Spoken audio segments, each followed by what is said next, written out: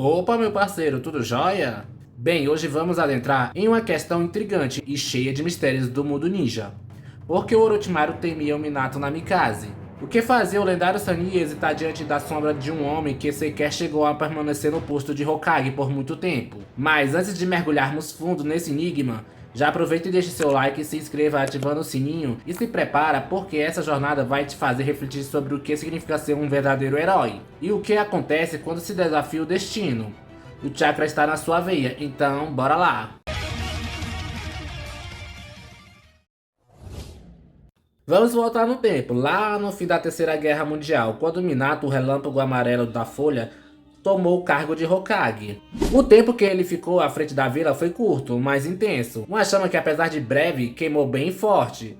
Muitos questionam quanto tempo realmente durou o seu mandato. Mas considerando os acontecimentos ao redor do seu nascimento e as tensões da guerra, podemos afirmar que Minato esteve à frente da vila por um período mínimo de um ano e meio por aí. Mas, mesmo em tão pouco tempo, muitas coisas aconteceram. O que parecia ser apenas um breve momento de tranquilidade foi marcado por um dos maiores traumas para Orochimaru, a revelação de seu envolvimento com o lado sombrio e podre da aldeia. Pois, para quem não sabe, Orochimaru foi um dos maiores ninjas do Anbu Raiz, trabalhando nas sombras, sob o comando do filho da puta do Danzou. Ele não era apenas um subordinado, mas o braço direito de um dos homens mais poderosos e temidos da época. Juntos, eles realizavam experimentos macabros, incluindo aqueles que resultaram na criação da Marca da Maldição, uma técnica que mudaria para sempre o curso da história ninja. Orochimaru usava crianças como cobaias, explorando as profundezas do chakra e da regeneração celular, algo que por muito tempo passou despercebido aos olhos do mundo. Mas o terceiro Hokage, Hiruzen Sarutobi, vulgo ex-pior Hokage na época, fingia ignorar, né, como sempre, por respeito a Danzou e pelo carinho que ele tinha por seu discípulo. Aqueles olhos, sempre escondendo malícia e ambição. Eu as via. Você era o tipo de aluno que aparecia uma vez em cada geração. Puta que pariu, que filha da puta. Foi nesse contexto que quando Hiruzen escolheu Minato para ser seu sucessor, Orochimaru ficou devastado, marcado pela frustração. E ele acreditava que merecia esse posto. Mas o fato do Minato ser escolhido para ser o Hokage o consumiu em uma fúria silenciosa. Teve que engolir seco. Era mais do que inveja, era o desejo de superar o mestre e alcançar a imortalidade. A única obsessão que guiava sua vida desde os tempos sombrios da Anbu Raiz. Com isso, Orochimaru desafiou a morte várias e várias vezes. Decidiu criar um próprio caminho, o País do Som, um território onde ele poderia reunir forças ninjas e desenvolver seu próprio exército de ninjas. Seu maior desejo? Destruir a Vila da Folha, né? E se vingar de tudo que a havia restringido. Mas o Orochimaru era um gênio e teve paciência em esperar.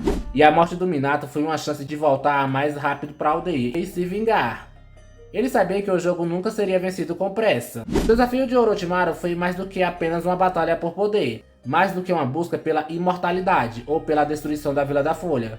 E acima de tudo, uma batalha contra o seu próprio medo, contra a angústia de não ser capaz de enfrentar de igual para igual aqueles que ele considerava heróis, imbatíveis. Minato Namikaze para ele era o símbolo de tudo o que ele não poderia ser, um homem capaz de dominar o relâmpago e deixar sua marca eterna na história. E no fundo, o Orochimaru sabia que não tinha forças o suficiente para apagar essa marca. O Orochimaru se viu impotente, não por falta de técnica, mas pela imensidão de força de um homem que sabia o que significava ser Hokage, que sabia que a verdadeira força de um líder não resiste apenas na técnica, mas na sabedoria e no amor pela sua aldeia, coisas que o Orochi não tinha. Minato, porém, era uma história à parte. Ele foi o relâmpago em carne e osso, uma figura tão imponente que para Orochimaru parecia ser algo além da compreensão humana. Não se tratava apenas de vencer ou perder uma luta, mas de encarar uma lenda viva, para proteger a sua terra e as pessoas que amava. E foi por isso que o Orochimaru soube que não deveria agir precipitadamente. O momento não havia chegado ainda. Ele teria que esperar e esperar o tempo certo. Aquele em que poderia finalmente atacar, mas sem arriscar a sua vida antes do momento exato. Talvez no fundo, Orochimaru temesse o que o Minato representava, não apenas como um inimigo, mas como algo que ele nunca poderia ser, um homem que possuía mais do que habilidade, mas a essência do verdadeiro líder.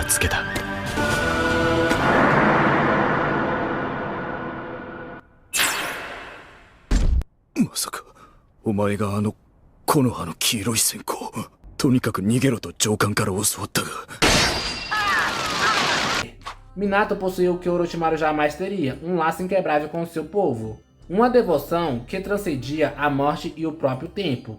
Ele sabia que enfrentar o Minato seria como enfrentar a própria força da natureza. Algo que poderia ser mais devastador do que qualquer jutsu proibido ou técnica secreta que ele tivesse usado.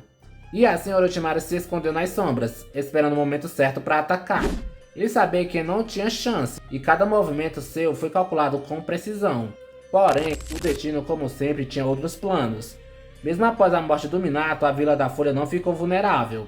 Hiruzen ainda estava lá, e sua força não deveria ser subestimada. E pensando nisso tudo que eu acabei de dizer, a pergunta que fica é: Orochimaru realmente temia o Minato? Não. Sabendo que ele só atacou a vila após a morte do quarto Hokage, o que ele sabia e o que o impedia de dar o golpe fatal quando o Minato estava vivo? Bom, ele mesmo confessou que se Hiruzen tivesse sido 10 anos mais jovem, ele teria sido facilmente derrotado. Mas e o Minato?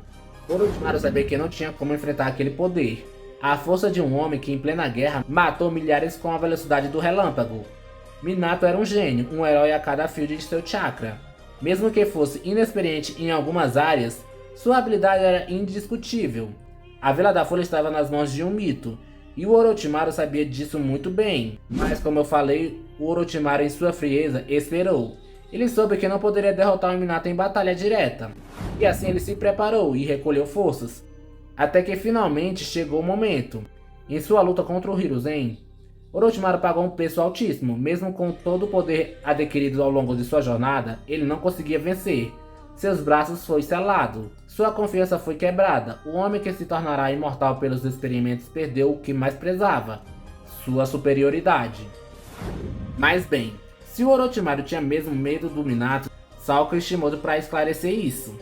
Porém, de tudo que eu falei aqui, faz sentido sim ele se cagar de medo dele, pois não faz muito sentido ele fugir e voltar anos depois para se vingar, até porque ele e o Danzou eram parças, ajudando um ao outro por seus próprios interesses. E sendo que o Danzou também sempre quis estar nesse posto, o medo era algo bem improvável, pois Minato, pelo que foi mostrado, botaria o Orochimaru para mamar e logo em seguida seria contratado pelo Vasco. Enfim, eu tentei reunir o máximo de informações para tentar esclarecer essa questão para vocês. Então eu acho que eu mereço o seu like. E mesmo que o que eu falei não faça sentido, então deixe sua opinião aí sobre. Comente aí embaixo, não antes de se inscrever no canal. Tem um vídeo aí no card mostrando todas as transformações do Naruto. Dá uma conferida lá. Eu tô indo nessa, até o próximo vídeo. Tchau!